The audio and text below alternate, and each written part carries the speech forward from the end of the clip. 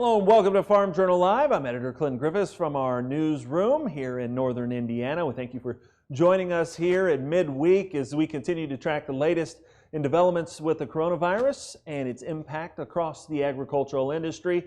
Let's get straight to some headlines today. The rite of summer for many young folks, now the latest casualty of the coronavirus, as a growing number of county and now state fairs announcing they will not be opening their doors this year. The Ohio, Minnesota, North Dakota state fairs all canceled. Marla Calico, President and CEO of International Association of Fairs and Expositions. She joins us now here on Farm Journal Live. Marla, thank you so much for being on with us today. Let's talk about some of these state fairs and many county fairs now canceled. How big is that list getting? Well, it's growing every day, not quite exponentially, but certainly since early March when the Houston Livestock Show and Rodeo was forced to cancel, and then immediately every fair that was a member of our association, March, April, May. We're now beginning to see those cancellations of fairs typically held in June, July, August, and September. As of 10 o'clock this morning, we have had of our membership, and our membership is about 1,100 fairs globally, most in the United States, but we've had almost 20% of our membership, over 200 fairs that have canceled. And so it is definitely something that's changing every day, changing quite rapidly. And with the latter part of June into early September being the prime fair season, it is certainly a trying time right now for the agricultural fair industry. I know for us here locally, we've just in the last week or two had several fairs in this region cancel, say they can't go forward this year. It does seem that a lot of these fairs have tried to come up with some sort of way to have the fair if they possibly can. But given all of the challenges and restrictions and safety measures that we're trying to take, it seems like that's a pretty big hurdle. It's an extraordinary hurdle. And you know, one of the things about being in the fair business, and I used to manage a fair, we love the fact that we worked all year round to make that magic happen for 3, 4, 5, 10, 20 days. And really, it was kind of part of the magic that the guests never saw what really took place and what it takes to put on a fair. And I think now then, maybe that doesn't stand us in good stead because people don't realize that it takes months, sometimes even years, to plan that singular event. And there are so many independent factors that come into play, but yet they're all intertwined. And for example, you think about when you go to a fair, you've got the carnival rides. Well, they had to get there from somewhere. And if they're ground to a halt right now and they have no connecting fares between you and them, how are they even going to get out the door without any revenue? And they have been at an utter shutdown since the early part of March. Mobile food vendors, the entertainers, we're already seeing some major grandstand concert performers canceling their entire 2020 tours. There are commercial exhibitors who didn't know if they could even get supplies to be at the fair. And then you talk about the volunteers and the people. And, you know, if your volunteer base maybe is a high percentage of those folks that are a little bit at risk, do they feel safe enough to come out? And so the closer you get to that fair date, you can't just wait until the day before the fair and say, oh, we're going to go or we're going to cancel. You've really got to make some decisions now. And then that's where it gets into some varying concern. And across the country that it is, you know, for some it's a window of 30 to 45 days, another it's 90 days. And a lot depends, quite honestly, upon the patchwork of authority that is governing all of this. There is no consistency across any state and across the country. Well, you know, it is a big effort to be able to get all these together. And I know for a lot of local communities and counties and even states, this is a big revenue driver. This is an opportunity that from an economic standpoint, that a lot of volunteers and groups take advantage of. Absolutely. And you take Minot, North Dakota, where the North Dakota State Fair is held, losing the two largest events of the year, the State Fair and the Hoss Fest. they are going to lose 70% of the tourist income just from those two events alone. We've tried to address, as an industry across the United States in particular, we did a survey late last year to estimate economic, not impact, where you look at the multiplier, but just sheer revenue generated. That number is astounding. It's almost $4.7 billion a year. And that looks at the revenue generated by the fair during the annual fair, but also importantly, the non-fair events. There are literally thousands upon thousands of events that are held at fairgrounds facilities across this country that generate revenue day in, day out, month in, month out for that community. And when those are lost, the significant amount of sales tax revenue, lodging revenue that's being lost to localities and states is absolutely beyond belief. And it goes beyond the economics. We can't forget the fact that fairs are not only economic engines of their community, but they are social and cultural drivers. They have tremendous impact. And when you think about an annual fair that also involves hundreds of other not-for-profit groups, and that fair may be their singular fundraising activity, this is going to hurt deep within so many communities.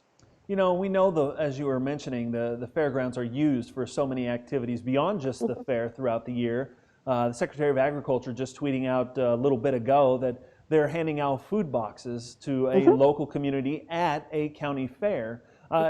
These facilities get used in a lot of different ways, and right now it's not just the fair that's shut down, but in many cases it's all of those uses.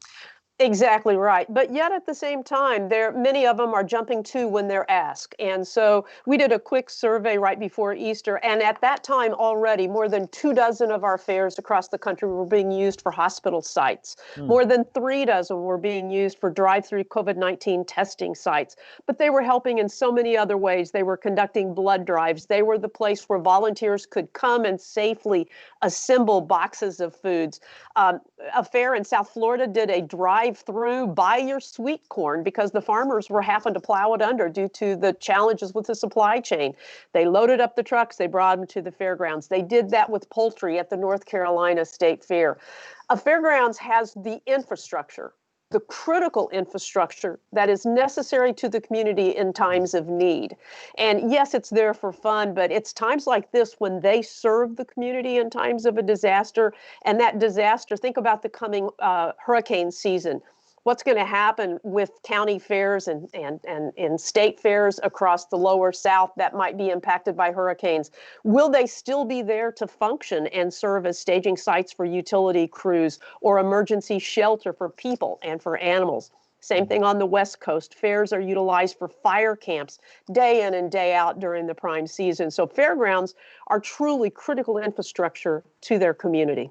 Marla, tremendous point there. Marla Calico, President and CEO of the International Association of Fairs and Expositions. Marla, how healthy or how big of a risk do we have in losing these facilities from our communities when we have something like this that takes that big revenue driver for the year away? Absolutely. Well, across the country, there's going to be a wide range of some fairs that have some reserves. They can weather it. For some, they're making the decision now to protect the assets in the checkbook, as it were, against the unknown. But particularly in California, it is extraordinarily devastating. There's 77 fairs in the network out there. And I have been reading lately and in conversation with several fairs out there that there are a number at risk of closure forever. And that is something that I just don't think we as a society can stand and should stand. Again, those facilities, particularly in California, are very much part of critical infrastructure. And across the Midwest, it's really going to vary in terms of the utter impact. I'm not sure that we'll see as many fairs that risk the ultimate closure here in the Midwest, but certainly there is going to be financial devastation, economic devastation, the likes of which we've never seen. Marla, I know this is for me, the fair was a real opportunity, not just for 4-H and FFA, but I learned something. We had projects that we had to take to the fair. Those were opportunities for me to learn a new skill and to compete against other people in our own community and across our state. now that we're going to have in multiple places these opportunities lost for young people, is there a concern about breaking that cycle where, every year we have something we take to the fair? Well, maybe next year we don't take something to the fair. Is that a worry, or is it too early to tell?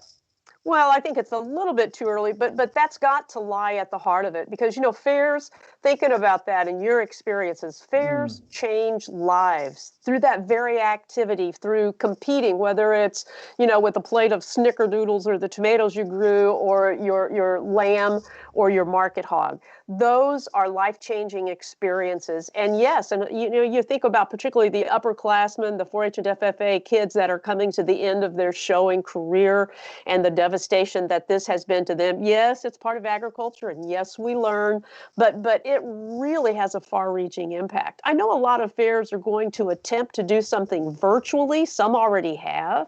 Some are going to try to comply with perhaps some restrictions that limit on grounds and try to do some combination of live shows to at least give children that opportunity.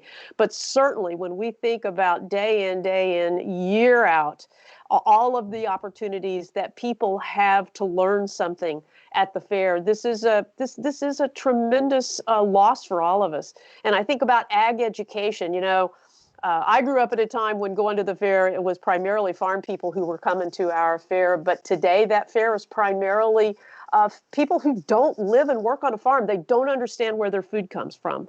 And fairs have been closing that gap and been diligent in their ag education. So we're going to lose that as well this year. Yeah, it's been a real touch point for a lot of years and a tradition, I think, that has been core to not only our country, but to a lot of our communities as well. It's a place where we all gather. We take a week or 5 days, as you mentioned, and really get to come together and have a moment of celebration and kind of share all of our mixed experiences as a community together. It's a really a good melting pot for a community, and so it's something I appreciate you coming on and talking about it, because I do think there's an importance in losing the county fair this year.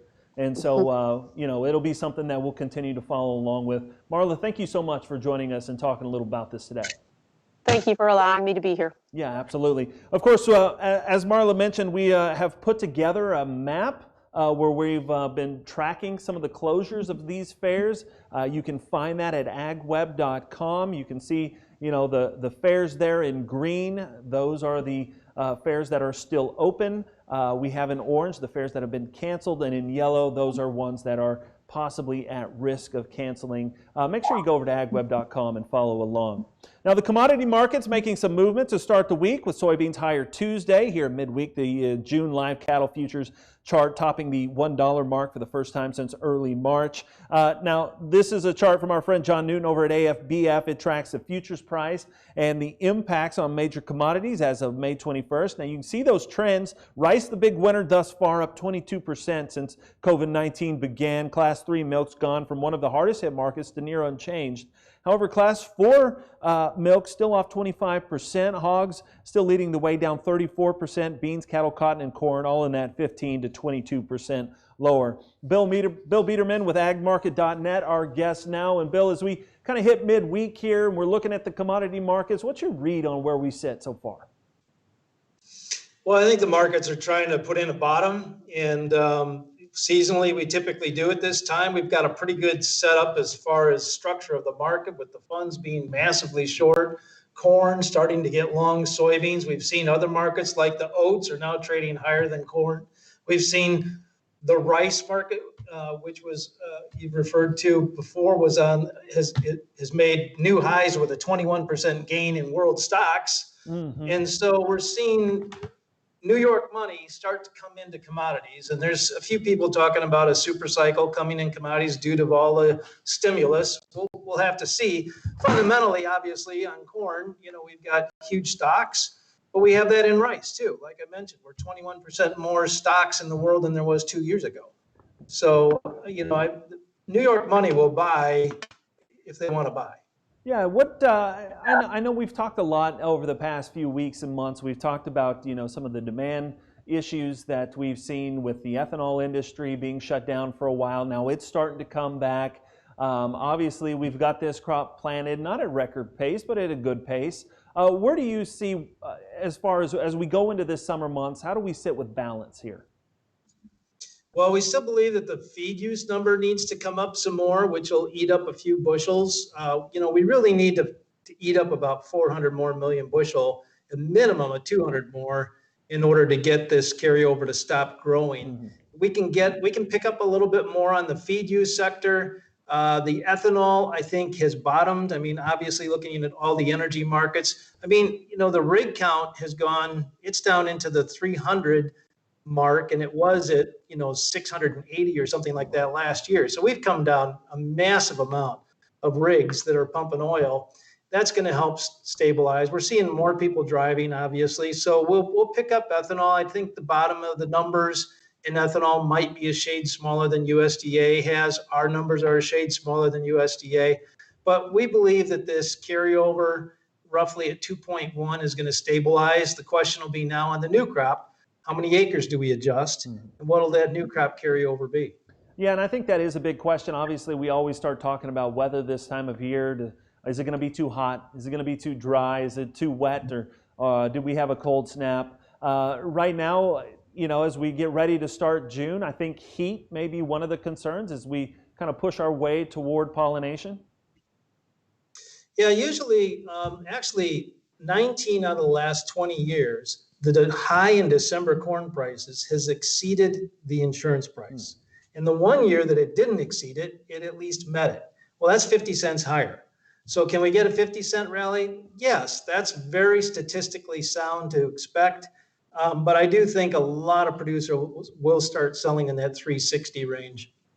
Hey, Bill, have you been following the livestock markets at all? I know cattle and hogs, they've been kind of working themselves through some of the supply chain issues that we've seen here on the cattle side, starting to see a little bit more strength there. What are you seeing in those markets?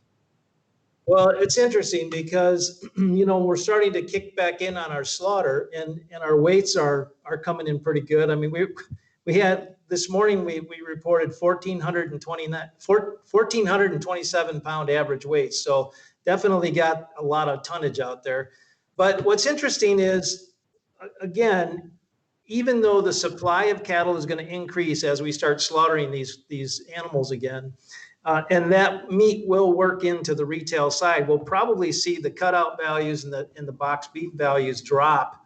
But that live cattle market should hold pretty good.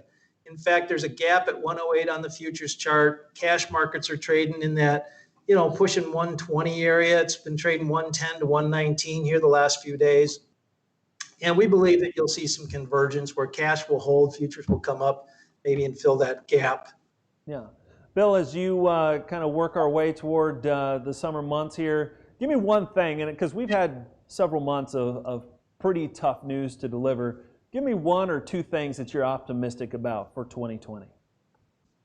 Well, I think this is all going to come down to a bet on whether the economy will recover or not. Okay. I mean, it really will, because the world has never done this simultaneously where they all stimulate at the same time. I mean, even in the 2008 recession, the U.S. stimulated, but it took months before, half a year before Europe did.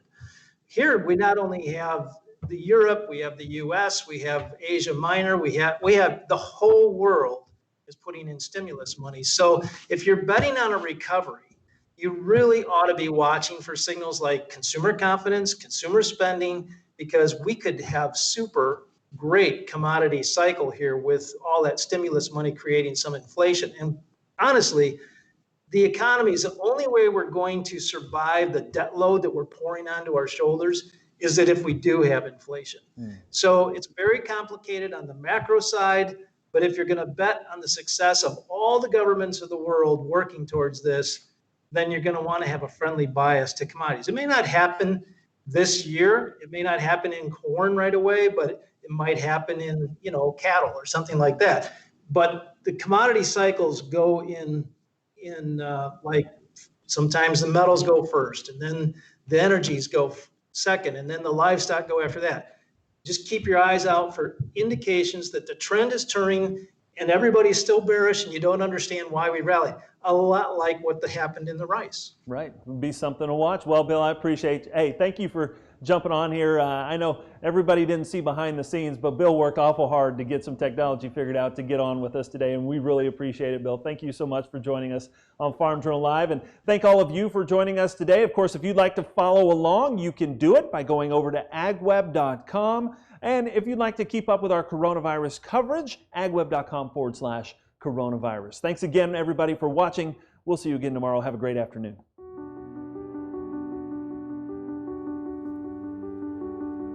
It started as social distancing, self-isolation, and caring for loved ones. A time for agriculture to be proud, to be essential. Now, it's changing. While states start to reopen and jobs resume, out here, the clouds are building. The path is uncertain. It's not the first time, it won't be the last. But we'll farm on. This soil is soaked in generations of sweat, of reinvention, of grit. Farm on is a calling. It's a mantra, a mindset. When the horizon dims and things turn dark, we'll find the light. We may be doing this for you, but we're also doing it for them. 2020, now's the time to farm on.